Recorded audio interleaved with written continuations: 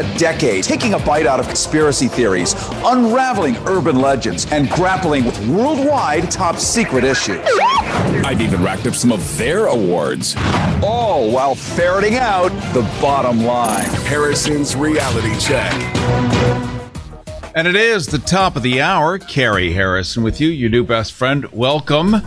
Happy Tuesday, unless you're hearing this as a podcast, in which case it ain't Tuesday. But I am very glad to have you here. Well, today we're going to talk a bit about what is going on the rest of the planet related to the simultaneous continuing invasion of Ukraine. Other parts of the world are exploding at the same time and are getting not much mention. But it's important for you to see the entire map so that you can help predict where things are likely going to go. You take a look at Russia, and let's just face it. What a horrible, horrific monster they have become. The Russia that I was raised with by my father, who was just a normal, I guess, Republican at the time, did not paint a rosy picture of it. But it is now that. It is that. King Ronald I, whom many of us do not look at with bended knee and in supplication and smiles and warm hearts. But what he said may have been less exact about it, but that is what it is today. And it is revolting, appalling. And Vladimir Putin, let's just lay out what is the plot of the play. I said it last week, the week before. This is not just something to do something. What is in Ukraine? It is one of 3 places in the world where you can grow simultaneously 4 different kinds of major crops. You can't do that everywhere. You can do it in Chile. You can do it in our own beautiful home state of California. And you could do it in Ukraine. And if you missed last week, we talked about, not via guest or anything, but we will have somebody coming up in a minute live from Pakistan to talk about the implosion that's happening there right now. But we talked about last week what Ukraine offers. It offers water and unlimited food. It's an incredible agricultural gift from the heavens. And after the Soviet Revolution, what did Stalin do? He sent every single Ukrainian to work with a shovel, with a pick, with buckets and animals, their own. He didn't supply them. And Ukraine ended up feeding the entire Russian population. But it wasn't a gift. It wasn't a trade. It wasn't a quid pro quo. It wasn't, we're going to give you anything. Slave labor, literally working them to death in Ukraine. Barely fed them, and if they were caught stealing any of the food that they were growing for Stalin in Russia and his Soviet Union, they were killed for it, or their mother was killed, or their children were killed, or their sister was killed, which is the Mafia 101 of how to get people to behave and not do what they want to do. You kill a family member. It's very effective. So Ukraine saw lots of people dead. Here we are today, invasion of Ukraine, which has water. Water. How important is water? We all know. We live in California. If the Colorado River dries up, it's pretty close, or the people of Utah or somewhere else decide to turn off that spigot, California is toast in like one day. Finished, period. No water, nothing. Imagine what happens in LA, where you've got 14 million of us spread out through all of the 67 various cities, including Long Beach, Orange County, all the way down to San Diego. No water. Really, in one day of no water. Imagine what that looks like. We all remember what day 1 of the pandemic looked like. Suddenly, we're 40 people in line, 6 feet apart, to go into a Trader Joe's, and you're allowed to buy one item. One. That's it. And the only one item that was left if I remember correctly, in West Hollywood was chicken broth. No thanks. And that's just the pandemic. Take away the water, it's worse. So Ukraine is filled with water. Lots of water. Nestle, a brand we've all grown up with, the very best, giving you chocolate milk, giving you ice cream, giving you now bottled water. Well, they own over 35% of all the water in the world. They've even bought up brands like Poland Springs, Zephyr Hills, ones you may not be familiar with, other ones that you really are, and even bought up the municipal water supplies where they can just guzzle that stuff and tap it, leaving whole cities in places like Maine without any tap water because all the water was sold by their own short-sighted, corrupt city council people, and now the people have to purchase their water from Nestle in Switzerland, a Swiss company, to be able to have local tap water. Outrageous. These stories are not new to you, but Ukraine is the breadbasket. It was the same place that the Germans in World War II went to. Why Ukraine? Why was that the special place when the Fuhrer promised all Germans this thing called Lebensraum, or living room? It was in Ukraine.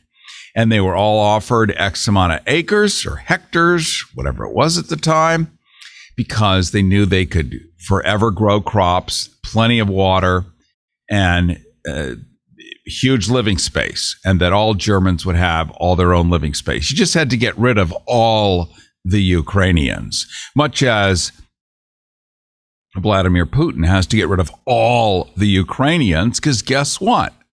They live there and they think it belongs to them. Not wrongly, by the way. They know it belongs to them, but it's always been a great land grab. And then there's the whole story of Poland and those poor people who've lived there for the last 1,500 years, constantly getting creamed, trampled upon, just terrible. Same kind of idea. Although Ukraine is the breadbasket.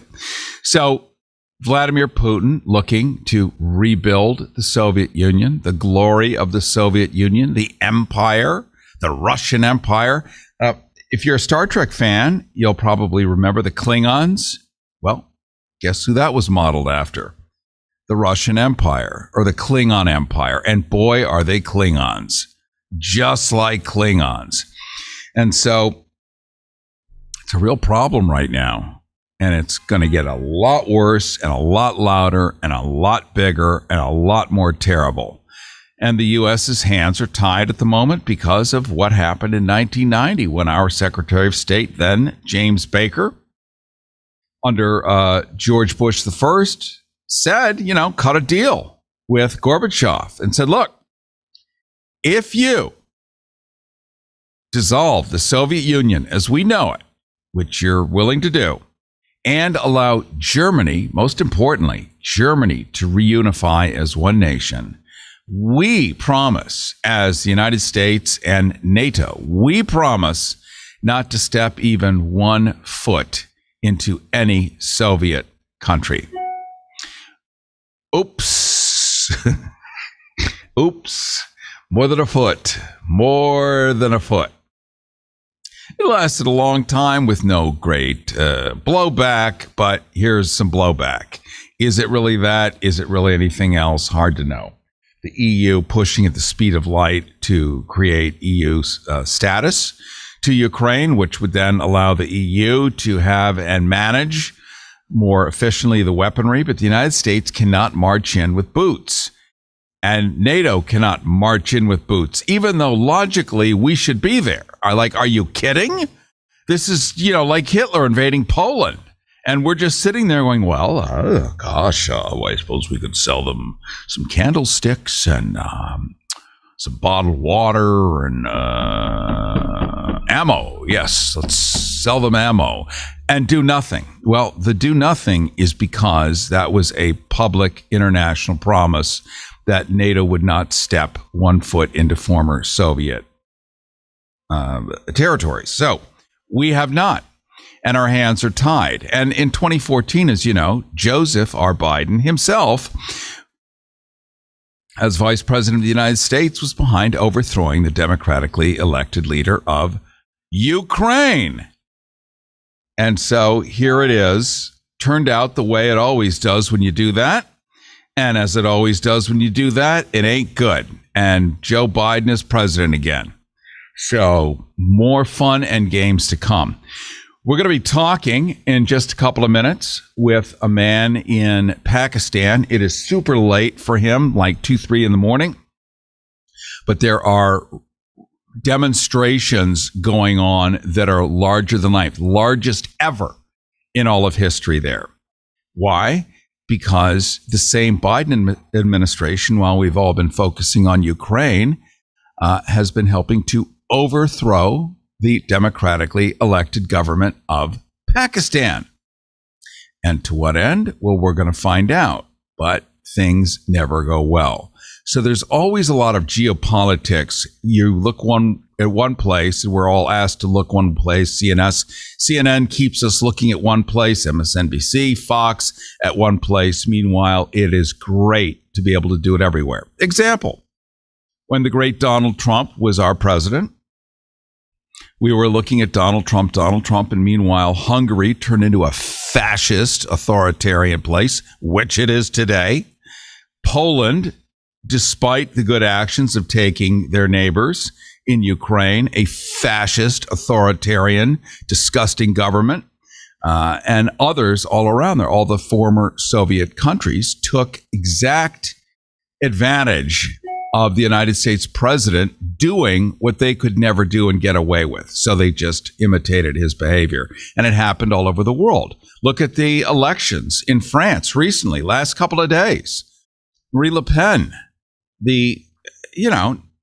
basically the neo-Nazi leader. She's like neck and neck with Macron, who is, well, not so dandy himself. But the fact that she is neck and neck, missing differential of about 3 points, and we still have to see that election play out. This is scary business. And all of this is happening at the same time. And there seems to be a common denominator in all of it. Who did what and when? And the who, we're going to find out. The when, we kind of know. And there's certainly more to be revealed. Cary Harrison with you. This is Harrison's Reality Check. You can follow us anytime at GoHarrison, at GoHarrison. You can also go to GoHarrison.com, GoHarrison.com, where you'll see a copy of last week's and the weeks before, and this upcoming video cast, which you're hearing on the radio right now. But after the radio, it then becomes a video, and you will be able to see it at GoHarrison.com. Also, through the Cary Harrison, KPFK. You just Google KPFK, Cary Harrison, up comes my page. You'll see it, a YouTube video there as well, including see the guest in their natural habitat, as if it were a zoo. News zoo, in a sense. So before we go to him, I just want to sort of recap what we were just saying. A lot of stuff is happening. There's a particular poignance, if you like, irony. I love irony because it's always on purpose. It's never did you ever notice how fire trucks catch fire? No, they don't catch fire. And if they do, somebody set it on fire. So it's ironic, but it's not. Slovakia is providing Soviet-era weaponry to Ukraine. So in other words, Slovakia, when it was once part of the Soviet Union, still has all of that Soviet weaponry. And it is now providing it to Ukraine. Why would the U.S. want that to happen? Well, it really hurts when Putin is being shot at by his own former Soviet equipment. And in return, other countries will get brand new, shiny, expensive retail rate equipment from the U.S., which they will purchase. So they are making bank in D.C. Like this is the greatest moment that has almost ever happened in history. But to be shot at by your own weapons, that has meaning, especially to someone like Putin. All right, there we stand. A quick note. I mentioned last week, VIPwebinars.org, VIPwebinars.org. If you go there, go under the Daniel Estulin tab. The first page has just got that he's moving to a different platform. But if you go to the webinars under VIPwebinars.org, Daniel Estulin, drop down. You're going to have an English one. East-West. East-West. Just remember, East-West. This is a former KGB agent laying out what's going on today and where it's going to end. And he's a former KGB spook, and you're not going to see it anywhere else. It's an incredible get.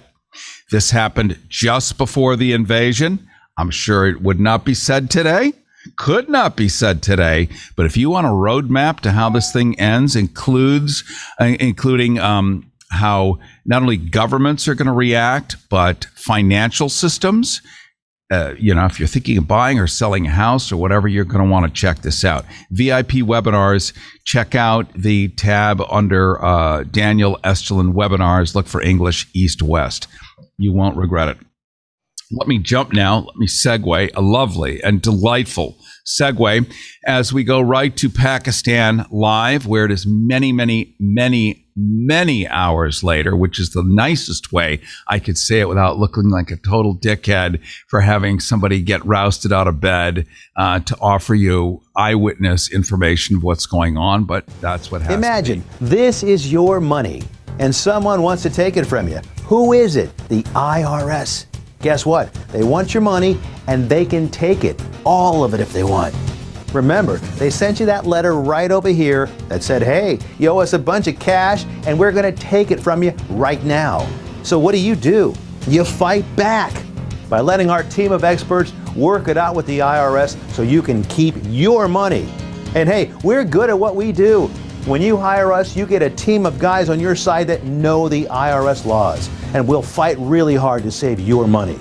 So if you owe the IRS a ton of cash and you want to keep it, call right now and learn for free how we can help you put it back in your pocket. 5 minutes of your time right now can save you thousands of dollars. And the best part, it's a free call. So please call right now. The journalist Sharmine Narwani tweeted, quote, Western Twitter oblivious to the millions pouring onto Pakistan's streets today to express solidarity with Imran Khan. PTI might not mean much, but Imran Khan, who was the president, and outrage against the U.S.-backed coup to oust him. Whoa, what? An outrage against the U.S.-backed coup to oust him. Follow the hashtag Revolution Blacked Out for more. Well, Khan himself, the former head of Pakistan, tweeted, quote, thank you to all Pakistanis for their amazing outpouring of support and emotions to protest against U.S.-backed regime change abetted by local Mir Jafars, traitors, to bring into power a coterie of pliable crooks all out on bail. Shows Pakistanis at home and abroad have emphatically rejected this. Well, we have with us right now in Islamabad, Pakistan, JUNAID AHMAD. Did I say your name right, I hope? Yeah, JUNAID AHMAD. I was close. I get 2 points. You were close. Yes, it's much easier, isn't it? Yes, it really is. JUNAID AHMAD in Islamabad, Pakistan. And he's a professor of religion and world politics at the University of Lahore in Pakistan and director of the Center for the Study of Islam and Decoloniality. Is that what I mean by that? Decoloniality? I think you mean it. It's pronounced decoloniality. Say that 10 times fast. But yeah, I think we all know what it means. And we'll get into that in a second. And I'm just going to cite something you said just to tee you up, okay? He said, we have seen the largest demonstrations in the country's history taking places in all cities and towns. So first, JUNAID AHMAD, I want to welcome you so much to the show. Thank you for being here in the middle of the night and explaining to us what is happening in Pakistan. While we're all looking over there to Ukraine, you guys had a big upset where the U.S. was involved. Shocking. Yeah, shocking to some, not so shocking to others. But yeah, I mean, we over the past, the month of March, it's been like a roller coaster ride here in Pakistan. We've had our former prime minister now, Imran Khan. You mentioned just some background. He was well-respected cricketer. Well respected because he brought home the World Cup championship in '92. After that, he basically became a full-time philanthropist, did charitable work, opened up the first free cancer hospital in Asia, maybe even in the world. So very respected person. Then says to himself that, well, this is only, addressing these small little things in Pakistan, but there's systemic poverty and inequality and injustice that the political class itself is involved. And so he said that I have to get involved in politics. And his rise was phenomenal. We're talking about a third party emerging out of nowhere against a monopoly of two political parties. Now, that type of situation may sound familiar to some of our viewers, but they will understand that this was no small accomplishment. And so he came to power in 2018 on one democratically elected. I think that's the key words to throw. While we're at it, let's just throw in democratically elected. This wasn't a coup. Yeah, right.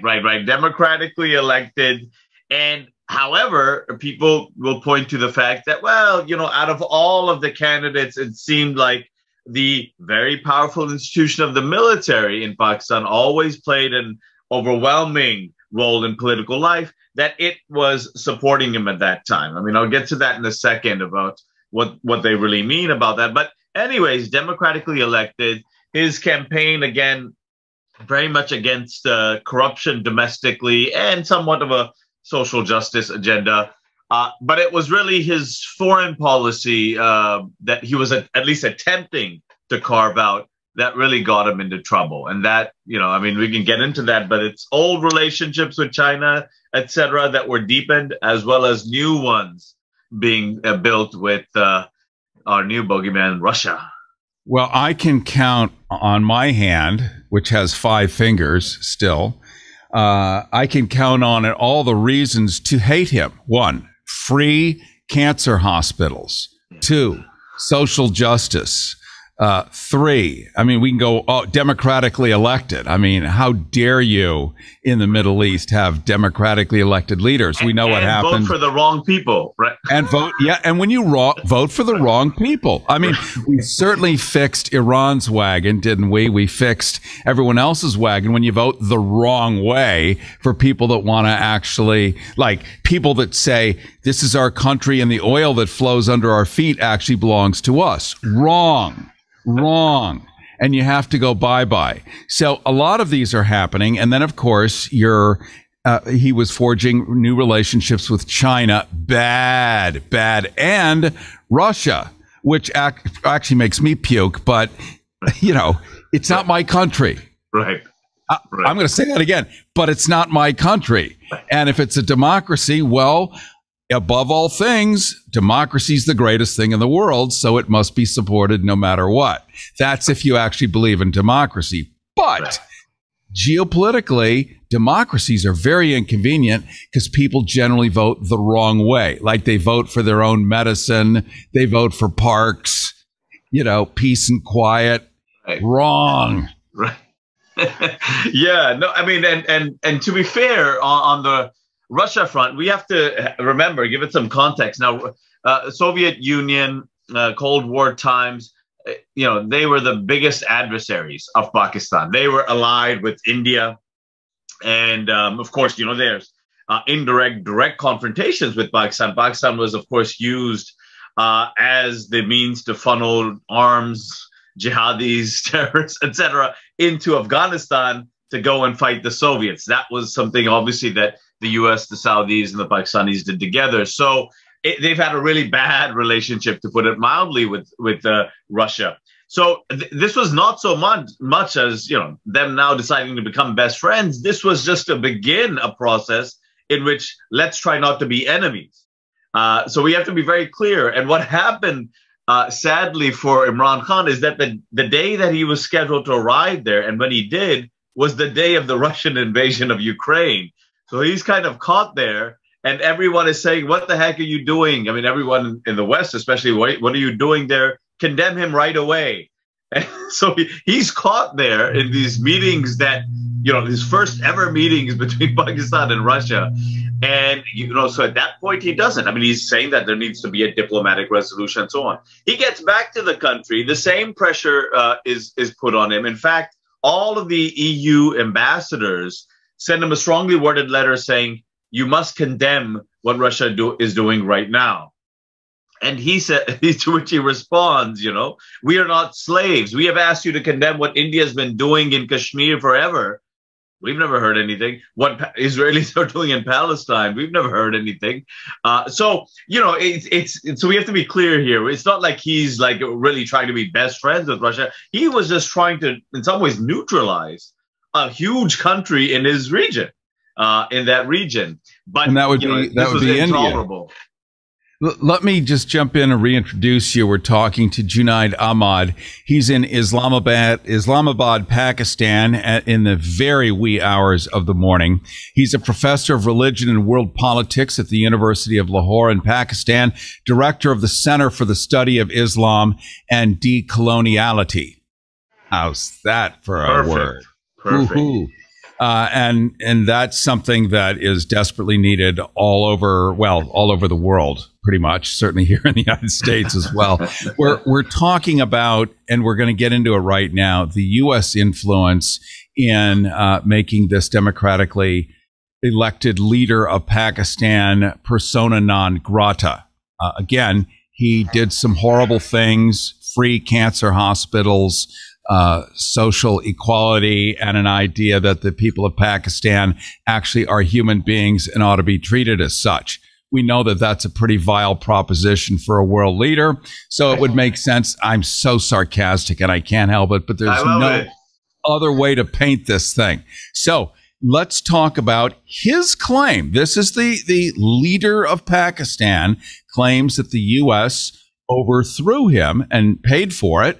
Can you help us understand, as a professor of religion and world politics, also a director of the study of Islam and decoloniality, how the U.S. was paying for this while over in the corner, it's all about Ukraine?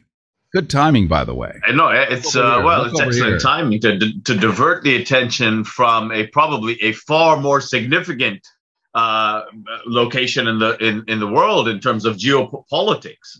Pakistan, our audience should remember, is a country of 220 million, nuclear armed, and has kind of always been at the battle lines between, certainly during the Cold War and clearly during the war on terror as well, with the war in Afghanistan and its huge spillover effect into Pakistan, drone attacks, massive Pakistani military operations, displacement, etc. That's one of the things that got Khan into trouble even before he came to power. His opposition to that war and the invasion and so on, his reasons were simple. It's kind of what many of us will probably share. Well, this prolonged occupation, etc., is both immoral and counterproductive. It's gonna fuel more militancy, and I think that Washington is not going to forgive him for basically being right after what happened last August. So this is a very important one. I mean, they mocked him throughout his political career as "quote unquote" Taliban Khan. I mean, condescendingly, just because he opposed. Well, if it rhymes, it must be true. If it rhymes, it must be true. He must have adopted. These folks have adopted the profound philosophical worldview of George W. Bush, that you're either with us and everything we do, or you're with the terrorists. That's it. There, done. There Everyone you go now. So poor Khan was always stuck with this label until today. He chuckles about it. Says, well, they still think about Khan, even though these forces, the religious right, they want to kill him. So it's a catch-22. He can't win anyone these days. So that was a huge issue. And, you know, we've been over the other kind of geopolitical shifts that were taking place in terms of foreign policy under him. In addition, he spoke about how, surprise, surprise, how Western elites would facilitate domestic elites in plundering their countries. Well, you know, and that's in fact, I mean, characterizes civilian rule in Pakistan. Since the 1990s, two political parties, or they should more appropriately be called family dynasties, have just pillaged the place, which is why his party became so popular. But just fast forwarding to what's happened. So there's some clear motivations why a lot of Western capitals would not be too pleased by Khan. But then we have the record of a meeting between Assistant Secretary of State Donald Liu here in the U.S. and the Pakistani ambassador, in which openly states that if a motion for a vote of no confidence, which hasn't even been moved by anyone yet in Pakistan, all right? So this is the interesting thing. If it passes against Khan and we're able to get rid of Khan, we will forgive you. Forgive us for what? I don't know. Well, I don't know what infractions, we've committed that we deserve detention, but so, yeah. I mean, I just love the fact that if this happens, if the guy we don't like happens to be yachting in a certain sea and his boat sinks and he's saved by a dinghy of a certain color and ends up on this specific shore, we will forgive him. Well put. Well put. And if you're somehow not able to do it, we will somehow, the consequences is we will shoot that guy on the boat as well as all of you. In some ways, that was the response. That doesn't happen. There are going to be horrible consequences for your country. It looks like we've got a much a second part of this conversation down the road, because more will be revealed, and we don't know what that is yet, unless you can augur a little bit of the future as you think it might go. Right. Well, one thing we have to be clear about is, let's not expect any of these whenever a so-called regime change operation is undertaken.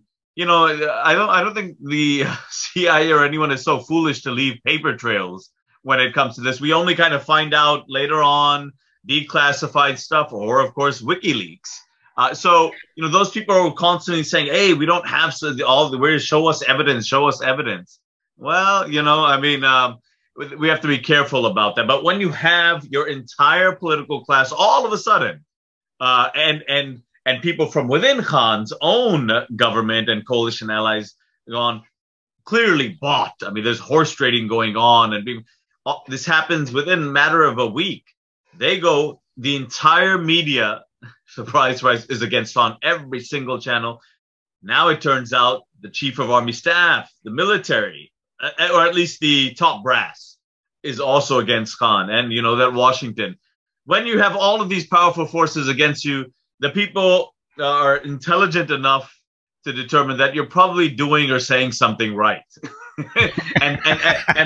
and that's what happened. So all of these obviously depressed Khan supporters throughout the country were saddened when he was ousted Saturday night in the vote of no confidence. By the way, they won by a very slim majority, 2 votes. After that, the next day, Sunday evening, we see the largest protests in the country's history take place. No one expected it. Neither his opponents, supporters, or even Khan himself. He was shocked. Every city and town, and overseas as well. Every diasporic Pakistani community from London, Manchester, Madrid, New York, out in the streets. Toronto. So this was clearly overwhelming, and which means, going to your question about the future, it means that it's certainly not the end of Prime Minister or former Prime Minister Imran Khan's political career, and we'll have to see how much this kind of the momentum behind these mass demonstrations is sustained. If it's sustained in kind of the Egyptian style during the Arab Spring, every week, larger and larger. I think that the current government, which is very unstable, that's now replaced him with Shehbaz Sharif, again, one of the most corrupt politicians, that it's going to be difficult for them to rule, and they may be forced to call early elections, in which we expect Khan perhaps to do even better than he did last time. You know how it works with political martyrs. Yes, I know. Yeah. Or any kind of martyrs. They're very exciting, especially when they're on fire. Right. Well, I want to just compliment you, JUNAID AHMAD, who is in Islamabad, Pakistan, professor of religion, world politics at the University of Lahore in Pakistan, also director of the Center for the Study of Islam and Decoloniality. Oh, you did such a great job. Well, it's a word we don't use in this country. Decoloniality. Don't worry, we don't use it in my country either. Well, it's a great word. I mean, hey, patent it. How, by the way, quickly, did you get such a perfect use of American English? It's flawless. Right. Well, one of the reasons is, I'll tell you one thing. For many of my students, I teach at a fairly elite campus here, I don't know, Pakistan's equivalent of a Harvard or so on. They haven't visited the US once, yet their English is with an American accent. They know more about American popular culture than I do. I, of course, have lived in the US for an extensive amount of my life. So that's why. But it's incredible how we have people in the third world that can speak and act and behave more Americans than Americans themselves. Well, there's evidence of globalization for you. Right. That's it. So I really appreciate your coming on. I would like to have you on again down the road because this is clearly going to unfold in wild and wacky ways. We've been talking to JUNAID AHMAD in Islamabad, Pakistan. He's a professor of religion and world politics at the University of Lahore in Pakistan, director of the Center for the Study of Islam and Decoloniality. And do you have a website or a place where people can go check out your work? Well, I pretty much write in so many different alternative media, whether it be Counterpunch, Consortium News, and various other places. You can do a simple Google search. All right. I'm going to spell your name out loud for the benefit of people who have only ears and no eyes at this moment.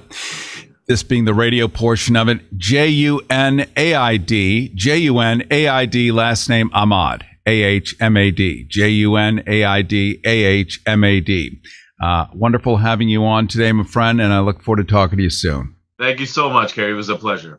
All right, take care. Cary Harrison here with you, back in daylight hours here in the U.S. JUNAID was in Lahore, Pakistan, super late in the morning, but wanted to check in with us because it's a breaking story. Conspicuously missing from most U.S. media. Speaking of U.S. media, it turns out that the networks have covered the war in Ukraine more than the U.S. invasion of Iraq. Let me say that one again. The networks have covered the war in Ukraine more than the U.S. invasion of Iraq. Pretty extraordinary, and there is a reason for that. We'll probably get into that next week because I know we love talking about media, who controls it, and messaging. And if you thought the Russians were good propagandists, and they are, you have to remember who invented this stuff, a guy named Edward L. Bernays, an American, who went and met with Dr. Joseph Goebbels and taught him everything about propaganda. And it's now biting us back in the ass. So there it is. We're going to talk right now to Stan Cox. Why? Because during all of this, as we pointed out, while you're in Ukraine, looking over here, then over in Pakistan and the Middle East, large, huge eruptions are taking place, but we don't know about it. Meanwhile, everything is all about oil. Vladimir Putin, oil, up to $100 and something a barrel again. More fossil fuels. The GOP on every single U.S. TV channel is saying now it's time to drill, baby, drill. Suck it out, light it up. Come on, let's be fully independent. Let us burn some gas. Well, climate change has not diminished, gone away, retired, forgotten about what it is. No, sir. It is here. It is here to stay, and it's on steroids right now. Let me just reintroduce myself. Cary Harrison with you. This is Harrison's Reality Check. You can follow me anytime at GoHarrison.com, GoHarrison.com, where you'll see the video version of this broadcast, as well as by going to just Google Cary Harrison KPFK. You'll see it also on the KPFK page. And I just want to remind you, if you want to see what an actual Russian KGB spook says about what all this means, where it's going to go and how it's going to end, you want to go to VIPwebinars.org and check out the Daniel Estulin webinars link, which is its own drop-down link, and just look for East-West relations. And he recorded this just before the invasion and lays out everything, including what the end game is. He probably wouldn't be allowed to do it today. I don't think so much. But he did it, and it is there, and it is in English, and it is for you. VIPwebinars.org. Imagine this is your money, and someone wants to take it from you. Who is it? The IRS. Guess what? They want your money, and they can take it, all of it if they want. Remember, they sent you that letter right over here that said, hey, you owe us a bunch of cash, and we're going to take it from you right now. So what do? You fight back by letting our team of experts work it out with the IRS so you can keep your money. And hey, we're good at what we do. When you hire us, you get a team of guys on your side that know the IRS laws, and we'll fight really hard to save your money. So if you owe the IRS a ton of cash and you want to keep it, call right now and learn for free how we can help you put it back in your pocket. 5 minutes of your time right now can save you thousands of dollars. And the best part, it's a free call. So please call right now. Let me introduce to you Stan Cox. Stan Cox is a senior scientist at the Land Institute and just wrote the piece, War is Not an Excuse to Ignore Climate Change. And he wrote it for The Nation, a good friend of ours, and TomDispatch, another good friend of ours. He said high gasoline prices have long been political kryptonite. So the Republicans, predictably, are jumping on that, and Democrats, who were talking big about climate action before February 24th, have suddenly gone all in on drill, baby, drill. Boy, we just can't leave her alone. She just erects and resurrects herself left and right. The Republicans, of course, are pouncing on their opponents for that hypocrisy.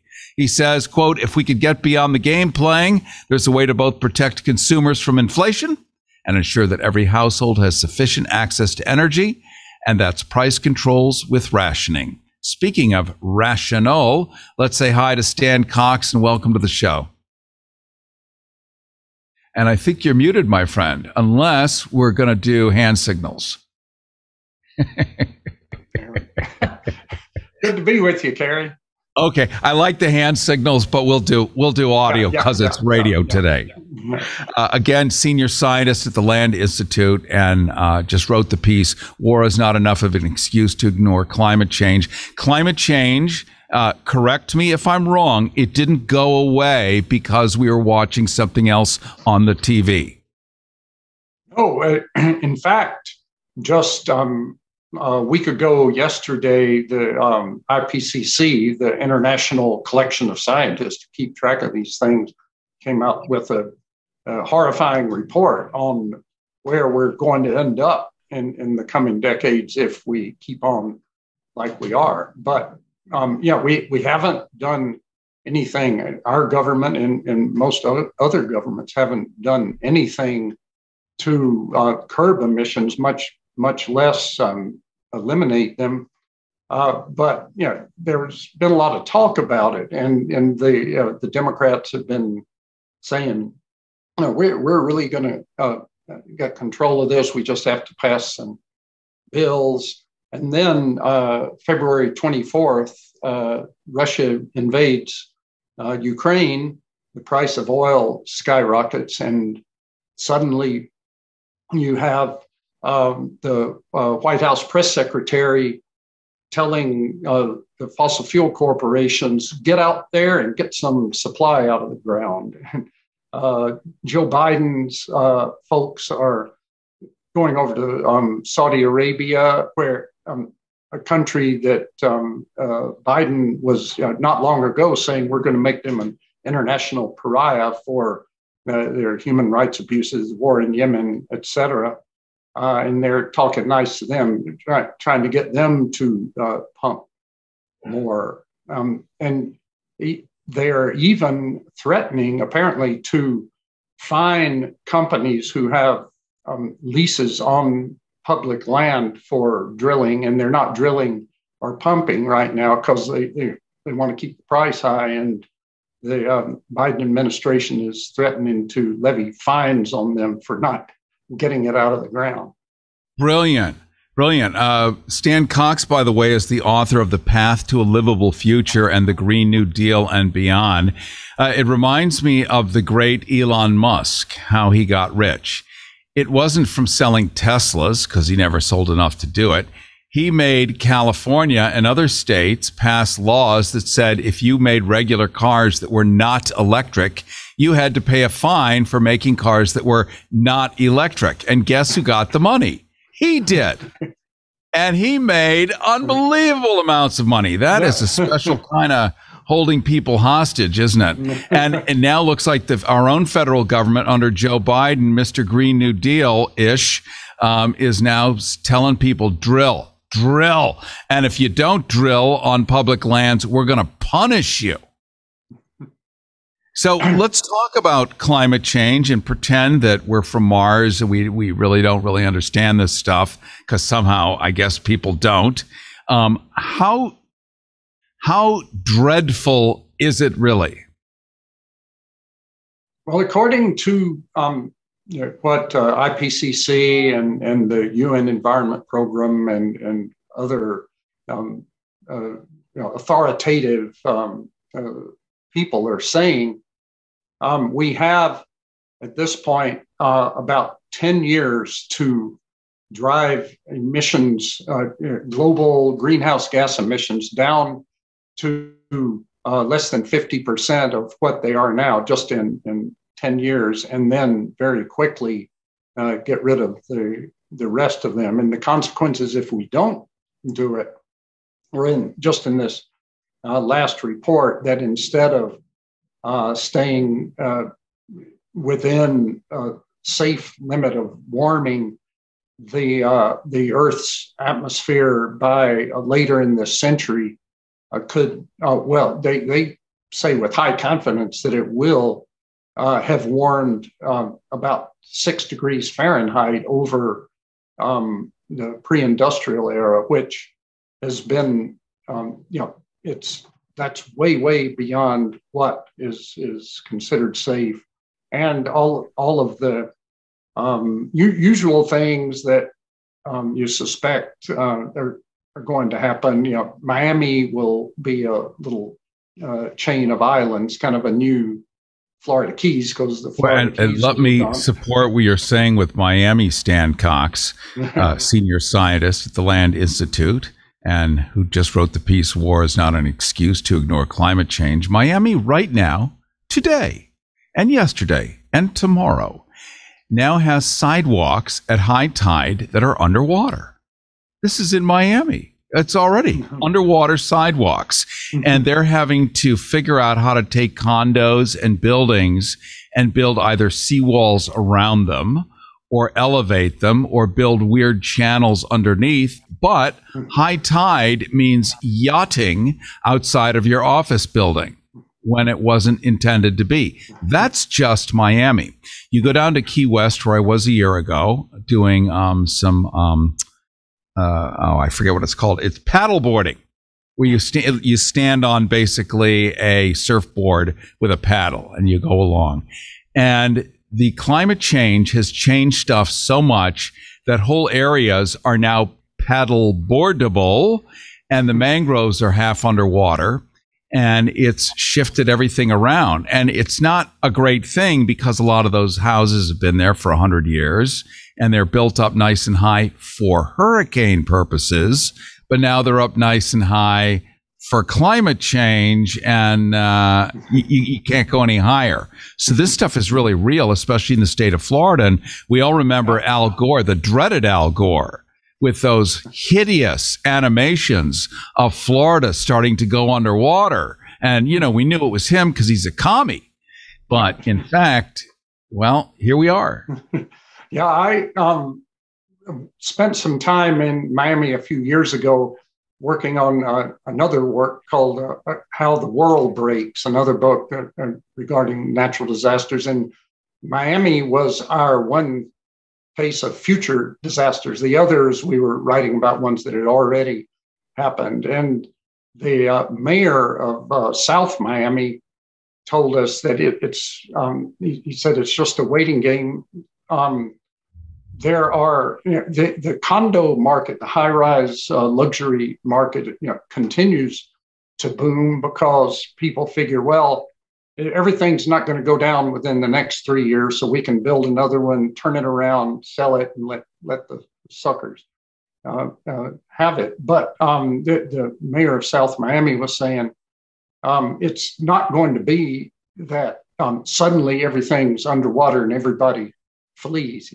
First, probably the mortgage companies and the banks are going to say, okay, that's it. There's no more 30-year loan. There's just not going to be financing to build anymore. Or flood insurance. Yeah. And then the insurance, he said, or will it first be the insurance companies are going to pull out? And so it'll probably be largely evacuated by the time the big flooding comes. But interestingly, Little Haiti, which happens to be on some of the highest ground in Miami-Dade, is now being, it's a place that's been very impoverished and so forth. But now real estate people are all circling like vultures around Little Haiti. They figure they can buy up that land, build a bunch of stuff, and it'll go under a little later than everything else. It's interesting you say that, Stan Cox, and you're the senior scientist at the Land Institute. Just having written the piece, War is Not an Excuse to Ignore Climate Change at the Nation and TomDispatch, also author of the book, The Path to a Livable Future and the Green New Deal and Beyond. As we look at Miami, the newest buildings now have the ground floor around the third floor. Right. Now that's weird, abnormal, illogical, but it's normal. And everyone's used to the ground floor being on the third floor now. And that's not, oops, bad architect. It's like, handling it. Yeah. And the city engineer, when we were down there, was driving us around and saying in some of those areas where the buildings are way up on stilts, he said, we're going to have to raise the streets too, because there's still places at ground level that are going to get flooded. So they're going to go through and raise the streets 2 to several feet. And they have these huge Swiss-made pumps that when you get this high tide or full moon flooding in Miami Beach, they have Miami Beach with the seawalls. It's kind of like a bathtub, and so they have these huge pumps that rev up and pump the water back out into the Biscayne Bay. What would we do without the Swiss? I mean, they are the answer to everything in the world. Cary Harrison with you. This is Harrison's Reality Check. You could follow us at GoHarrison, at GoHarrison. You can also go to GoHarrison.com, where you'll see a video version of this. You'll be able to see Stan Cox. You'll be able to see me on GoHarrison.com after this show. You'll also be able to see it on KPFK.org. If you just Google Cary Harrison, that's C-A-R-Y. Cary Harrison at KPFK. Bam, up comes my page. Bam, up comes the video as well. So you can listen in podcast form. You can watch it, share it, send it around, because you're not going to hear these folks, as we heard earlier from Pakistan, what's going on there and why. not to mention what's really going on with climate change. And Stan Cox, I would tell you that in Miami right now, I love the idea of raising the sidewalks. We'll just raise the sidewalks. Really? And who's going to pay for that? Oh, well, the city is rolling in cash. Raise the sidewalks. So you've got, I forget what the population of Miami is, but it's in the millions. Is it like around 2 million probably? Yeah, I think for the county, yeah. Yeah. So Miami-Dade and Miami, south of Miami, famously was a town called Homestead, if you remember, a hurricane that came through around 1995 and literally just wiped it off the map because there are no basements in Florida. It's on sand. Everything is on sand. And when sand gets wet, stuff sinks into it. And one of the other issues in Florida is aquifers. So you may live in a place where you don't really have aquifers or know or care about them, but the ones in Florida are made out of limestone. And the idea is there's the giant underwater caverns filled with fresh water. And so you pump all that beautiful, delicious spring water out and put it through people's spigots, and they take damn long showers and fill their pools with it. It's all good, clean fun. Well, when you empty out the aquifer, as I forget what it was, I want to say Jurassic Park, the famous line, nature abhors a vacuum. I think it was. Nature abhors a vacuum. You've just created a giant hole underground, and the seawater then leaches in and fills up what was once a freshwater aquifer. So under Florida, many of the aquifers are full of salt water. Forever. It's done. It's over. It's finished. So now you've got this salt water underneath, salt water on top, on sand, and I don't know how many millions of metric tons of buildings, as high as ridiculous. Like, I'm in Tampa Bay a lot, and, maybe they're 10 stories. In Miami, it looks like Chicago. Yeah.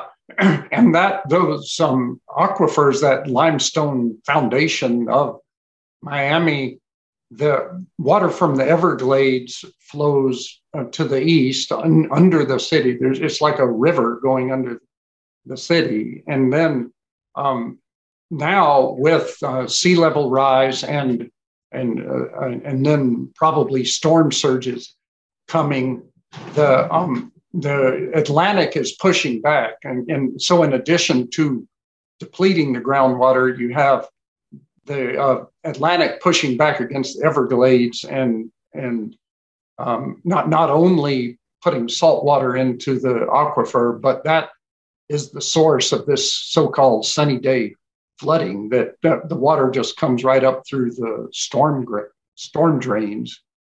And Stan Cox, who's senior scientist at the Land Institute, having just written the piece, War is Not an Excuse to Ignore Climate Change, at the Nation. And TomDispatch, the Everglades has much to offer other than formerly known as sugarcane.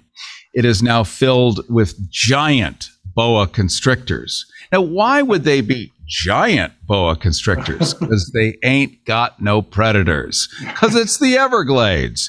So imagine a boa constrictor that can have, it's an all-you-can-eat buffet, early bird special 24/7. And these things are really, they look like anacondas. And when it floods, they like to move about. As you were told once upon a time, pre-COVID, in an airplane, moving freely about the cabin. And the cabin no longer has walls. It's Miami, Miami Beach, Miami Central. And so they have a problem with gigantic boa constrictors. Not expected, not anticipated, and not on the real estate brochure. And I think it's only going to get more like that, especially as the orders now are drill, baby, drill, with punishments by the federal government if you're not drilling more oil to burn more fossil fuels. So I would ask you, in closing, Stan Cox, to predict some pandemic whoopee for me, because I know 99% of our listeners are not Luddites and morons with their head in the sand. They're really up on this stuff. You know, how much more sudden pain when we were expecting resolving this to some degree, you know, taking it seriously before Ukraine, before Putin. But if they really like burn 5 years worth in 1 year, does that accelerate things considerably? It sure does, because every year, every month that we don't start reducing emissions is a month that we're never going to get back. Because you can't see on the radio, but I'm drawing a graph going upward, and now, and that's how emissions continue to go. We're at the highest global emissions of any year.